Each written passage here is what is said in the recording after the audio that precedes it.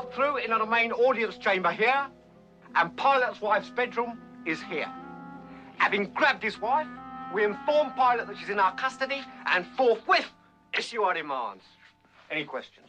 What exactly are the demands? We're giving Pilate 2 days to dismantle the entire apparatus of the Roman imperialist state, and if he doesn't agree immediately, we execute her. Cut her head off? Cut all the bits off. Send them back on the hour, every hour. Show them why not to be trifled with. And of course, we point out that they bear full responsibility when we chop her up, and that we shall not submit to blackmail. No blackmail! They bled us white, the bastards. They've taken everything we had. And not just from us, from our fathers, and from our fathers' fathers. And from our fathers' fathers' fathers. Yeah. And from our fathers' fathers' fathers' fathers. Yeah, all right, Stan, don't labour the point. And what have they ever given us in return? The aqueduct? What? The aqueduct.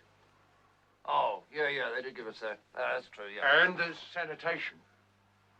Oh, yeah, the sanitation, Reg. Remember what the city used to be like?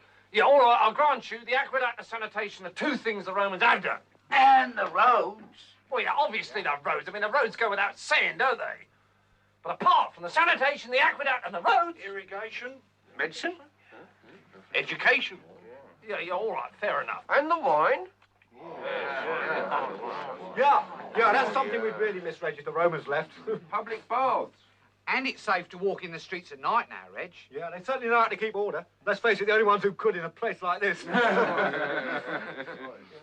All right, but apart from the sanitation, the medicine, education, wine, public order, irrigation, roads, a fresh water system and public health, what have the Romans ever done for us? Brought peace. Oh, peace. Shut up.